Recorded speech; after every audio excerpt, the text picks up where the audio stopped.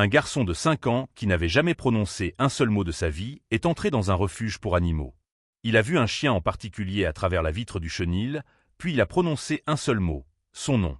Ce moment a été filmé et ce qui s'est passé ensuite a bouleversé notre conception des liens, de la communication et de l'amour inconditionnel. Voici l'histoire de Jackson et Rosie. Tout avait commencé comme un simple projet scolaire. Le jardin d'enfants Sunny Hills s'était associé au refuge Riverside dans le cadre d'un programme appelé Reading Buddy. 23 enfants de 5 ans allaient découvrir les chiens du refuge, leur écrire des lettres, dessiner leurs portraits et peut-être aider certains d'entre eux à trouver une famille. Les enseignants pensaient enseigner l'empathie, la responsabilité et la douceur envers les animaux abandonnés. Ils n'imaginaient pas qu'ils allaient assister à quelque chose d'extraordinaire. Le jour de la première visite, les couloirs du refuge résonnaient de rires et d'aboiements. De petites mains s'écrasaient contre les grilles des chenils. Des voix aiguës appelaient les chiens par des noms inventés. Les queues fouettaient l'air avec frénésie. Chaque enfant semblait tomber amoureux d'un compagnon différent. Tous, sauf un. Jackson était différent. À 5 ans, il n'avait jamais prononcé un seul mot. Pas maman. Pas papa. Rien. Diagnostiqué autiste non-verbal, il suivait des thérapies depuis des années. Les spécialistes répétaient que la communication viendrait peut-être autrement. Ses parents espéraient. Attendant. Supportaient le silence. Alors que ses camarades couraient d'un box à l'autre, Jackson marchait lentement. Il observait chaque chien sans bruit, comme s'il cherchait quelque chose de précis. Quelque chose qu'il reconnaîtrait instinctivement.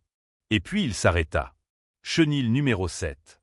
À l'intérieur se trouvait Rosie. Une jeune pitbull croisée de 8 mois, au pelage brun strié de blanc. Ses yeux bruns étaient doux, presque humains. Une oreille tombait mollement tandis que l'autre restait droite, lui donnant une expression à la fois attentive et vulnérable. Elle était au refuge depuis 3 mois. Trop longtemps pour un chiot. Beaucoup passaient devant elle sans s'arrêter. Le mot « pitbull » suffisait à détourner les regards. Les familles préféraient les chiens plus petits, plus rassurants. Rosie restait invisible. Mais pas pour Jackson. Il posa ses petites mains contre la grille. Il ne cligna presque pas des yeux. Rosie s'approcha doucement. Contrairement à son habitude, elle ne sauta pas. Elle ne jappa pas. Elle s'assit simplement face à lui. Quelque chose dans l'air changea. De retour en classe, l'enseignante demanda aux enfants d'écrire une lettre à leur chien préféré et de le dessiner. 22 enfants choisirent des retrievers dorés, des beagles, des petits croisements pelucheux. Jackson dessina Rosie. Puis il la dessina encore. Et encore. Chaque jour, il reproduisait le même pelage bringé, la même oreille tombante, les mêmes grands yeux bruns. Pendant les cours d'art plastique, pendant les temps libres, pendant les histoires. 20 dessins en 2 semaines. Toujours Rosie. Mademoiselle Sarah Remarwala Constance. L'intensité. Jackson, qui se désintéressait souvent des activités, restait concentré pendant de longues minutes lorsqu'il dessinait ce chien. Elle appela ses parents. Amanda Ekouta en silence. Un pitbull pour son fils non-verbal? L'idée la terrifiait. Elle avait lu trop d'articles, entendu trop d'histoires. Pourtant, les dessins ne cessèrent pas. Jackson emportait ses feuilles partout. Il dormait avec certaines sous son oreiller. Il refusait qu'on les jette ou qu'on les plie. Quelque chose s'était ancré. Après 2 semaines supplémentaires, Amanda céda. Nous irons la voir. Juste voir. Un samedi matin, la famille retourna au refuge. Jackson tenait un dossier rempli de dessins contre sa poitrine. Il ne se balançait pas, ne manifestait aucune agitation. Il semblait étrangement centré. Le personnel du refuge avait été prévenu. Le hall était calme. La directrice, Lisa, les guida lentement jusqu'au chenil numéro 7. Rosie dormait. Puis elle entendit des pas. Elle se leva. Elle vit Jackson. Son corps entier se mit à frémir de joie. Pas d'excitation débordante. Pas d'aboiement. Juste une vibration douce, contenue. Jackson s'approcha de la grille. Il posa ses mains. Rosie colla son museau contre les barreaux pour toucher ses doigts. Et alors? Il ouvrit la bouche. Rosie. Un mot. Clair. Distinct. Le premier mot de toute sa vie. Le monde sembla s'arrêter. Sa mère porta les mains à sa bouche. Son père chancela en arrière. Mademoiselle Sarah resta figée. Mais Jackson ne les voyait pas. Rosie. Rosie. Rosie. Il répétait son nom comme si 5 années de silence s'effondraient d'un seul coup. Et dans ce moment suspendu, tout changea. La grille s'ouvrit dans un léger cliquetis métallique qui sembla résonner plus fort que tout le reste. Le refuge était pourtant silencieux, mais pour les parents de Jackson, ce bruit avait la puissance d'un tremblement de terre. Rosie ne bondit pas comme la plupart des jeunes chiens l'auraient fait. Elle ne tira pas sur la laisse. Elle ne sauta pas sur l'enfant. Elle marcha lentement, presque prudemment, comme si elle comprenait que ce moment exigeait douceur et retenue. Elle s'arrêta à moins d'1 mètre de Jackson. Elle s'assit. Ses yeux bruns, larges et brillants, restèrent fixés sur lui. Son oreille tombante accentuait l'expression attentive de son visage. Son corps entier vibrait d'une excitation contenue, mais elle ne faisait aucun geste brusque. Jackson avança d'un pas, puis d'un autre. Et il prononça de nouveau. « Rosie. » Sa voix était claire, fragile mais assurée. Pas un son accidentel. Pas une imitation. Un mot choisi. Sa mère porta immédiatement les mains à son visage. Elle n'osait pas respirer. Son père, figé derrière eux, avait les yeux écarquillés, incapable de comprendre ce qui venait de se produire. Rien. 5 années de silence absolu. Et maintenant, ce nom. Jackson tendit les bras. Rosie s'approcha lentement, posa son museau contre son torse, puis resta immobile. L'enfant enfouit son visage dans son pelage bringé et murmura. « Ma Rosie. » Ce n'était plus seulement un mot. C'était une déclaration. Lisa, la directrice du refuge, observait la scène avec les larmes aux yeux. Elle avait assisté à des centaines d'adoptions. Mais jamais à une naissance aussi symbolique, la naissance d'une voix. Il n'y eut pas de débat. Pas de « réfléchissons ». Pas de « nous reviendrons ». Amanda se tourna vers Lisa, encore bouleversée. « Nous l'adoptons. Aujourd'hui. » Les papiers furent remplis en silence. Pendant que les signatures s'enchaînaient, Jackson restait assis sur le sol du refuge, Rosie entre ses bras.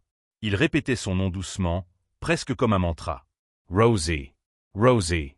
Rosie. » Chaque répétition semblait plus solide que la précédente. Sur le chemin du retour, Rosie était installée sur la banquette arrière, contre Jackson. Il ne parlait pas aux adultes. Il ne commentait pas le trajet. Mais il chuchotait continuellement à l'oreille du chien. Ses parents échangèrent un regard qu'ils n'oublieraient jamais. Pour la première fois, le silence ne paraissait plus définitif. Les premiers jours à la maison furent révélateurs. Rosie ne quittait pas Jackson. Elle dormait près de son lit. Elle le suivait d'une pièce à l'autre. Mais ce qui frappait le plus Amanda, c'était la façon dont Rosie adaptait son énergie. Lorsque Jackson devenait agité, Rosie ralentissait. Lorsqu'il se repliait sur lui-même, elle s'approchait sans insister. Lorsqu'il fixait un point dans le vide, elle posait doucement sa tête sur ses genoux. Et Jackson parlait. Seulement à elle. « Rosie, je mange. » Rosie, regarde. Rosie, viens ici. Des phrases simples, mais des phrases complètes. Les thérapeutes furent stupéfaits lors de la séance suivante. Jackson n'adressait toujours pas la parole directement aux professionnels, mais il décrivait tout à Rosie pendant qu'il observait. C'était comme si la communication avait trouvé un canal sûr. Un chemin qui ne passait ni par la pression ni par la peur. Rosie ne corrigeait pas. Elle n'attendait pas une réponse parfaite. Elle écoutait. Toujours. Un matin, alors qu'Amanda préparait le petit déjeuner, elle entendit derrière elle. « Rosie a fame. » Elle se retourna brusquement. Jackson la regardait. Pas Rosie. Elle. C'était indirect. Mais c'était une passerelle. Les semaines devinrent des mois. Les phrases s'allongèrent. Rosie, aujourd'hui je vais à l'école. Rosie, je suis content. Puis, un jour, il dit. Maman, Rosie veut sortir. Ce fut la première phrase adressée directement à sa mère. Amanda s'effondra en larmes dans la cuisine. Ce n'était pas seulement un progrès. C'était une transformation. La vidéo du refuge, partagée par un bénévole avec l'accord de la famille, devint virale sans qu'il ait cherché. Des millions de personnes regardaient ce moment précis où un enfant prononçait son premier mot. Les médias voulaient une explication scientifique. Mais il n'y avait pas de formule. Simplement un lien. Rosie fut évaluée et certifiée comme animal de soutien émotionnel. Elle accompagnait Jackson aux séances de thérapie, aux événements scolaires, aux réunions familiales. Sa présence stabilisait son environnement sensoriel. Elle devenait son point d'ancrage. Les spécialistes commencèrent à observer un phénomène intéressant. Jackson utilisait Rosie comme médiateur social. Il parlait d'abord au chien, puis la phrase s'étendait à l'interlocuteur humain. Rosie était le pont. 6 mois après l'adoption, Jackson pouvait former des phrases complètes. 1 an plus tard, Il participait en classe. Mais chaque soir, avant de dormir, il murmurait toujours le même mot avec la même douceur qu'au refuge. Rosie. Parce que tout avait commencé là. Avec un nom. 2 années se sont écoulées depuis ce matin au refuge où un mot a brisé 5 ans de silence. Aujourd'hui, Jackson a 7 ans. Mais pour Amanda et son mari, le temps se divise désormais en 2 époques, avant Rosie et après Rosie. La transformation n'a pas été immédiate, ni magique au sens spectaculaire que les médias aiment raconter. Elle a été progressive. Fragile. Construite phrase après phrase. Les premiers mois, Jackson parlait presque exclusivement à Rosie.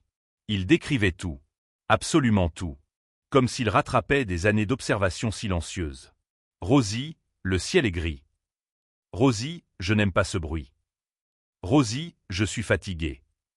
Sa voix restait douce, parfois hésitante, mais elle ne disparaissait plus. Elle existait désormais comme une présence constante dans la maison. Rosie, elle, avait trouvé sa place naturellement. Elle dormait près de son lit. Elle attendait qu'il se réveille avant de bouger. Elle suivait ses déplacements avec une vigilance tranquille. Elle semblait lire ses micro-expressions avant même que l'anxiété ne s'installe. Lorsque Jackson se sentait submergé par un bruit trop fort ou une lumière trop vive, Rosie s'approchait sans ordre. Elle se plaçait contre lui, offrant une pression rassurante. Son simple contact régulait sa respiration. Les thérapeutes parlèrent de corégulation émotionnelle. Amanda parlait d'instinct. À l'école, les progrès furent discrets mais constants. Au début, Jackson murmurait à voix basse en imaginant que Rosie était assise à côté de lui. Il répétait mentalement les phrases qu'il lui dirait le soir. Puis un jour, lors d'une activité en classe, il leva la main. Miss Sarah scented Sun Kerr SXLR. Il répondit à la question. Une phrase complète. Pas parfaite, mais structurée. Les autres enfants l'écoutèrent sans se moquer. Certains sourirent.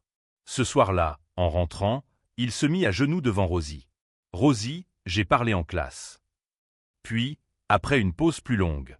Je n'avais pas peur. C'était nouveau. Ce n'était plus seulement une description du monde extérieur. C'était l'expression d'un état intérieur. La vidéo de son premier mot continuait de circuler en ligne. Des spécialistes analysaient la séquence image par image. Comment un enfant non-verbal avait-il pu débloquer le langage si soudainement? Était-ce une question de sécurité affective, d'identification, d'un déclencheur émotionnel précis? Amanda, elle, connaissait la réponse la plus simple. Rosie n'attendait rien de lui. Elle ne demandait pas de performance. Elle ne corrigeait pas sa prononciation. Elle ne le regardait jamais avec impatience. Elle acceptait chaque son comme suffisant. Et dans cette acceptation, Jackson avait trouvé le courage de continuer.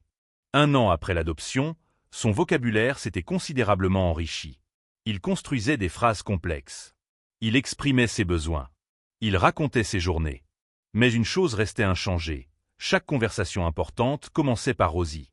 Avant de participer à une sortie scolaire, il s'agenouillait devant elle. « Rosie, aujourd'hui je vais essayer. » Avant un rendez-vous médical. « Rosie, reste avec moi. » Elle était devenue plus qu'un soutien émotionnel certifié. Elle était son point d'ancrage social. À 7 ans, Jackson a désormais des amis. Il partage des jeux. Il rit plus facilement. Il supporte mieux les imprévus. Son monde, autrefois étroit et silencieux, s'est élargi. Pourtant, le rituel du dessin continue. Chaque semaine, il dessine Rosie. Toujours son pelage bringé, toujours cette oreille tombante et l'autre droite. Les détails sont plus précis maintenant. Les ombres mieux maîtrisées.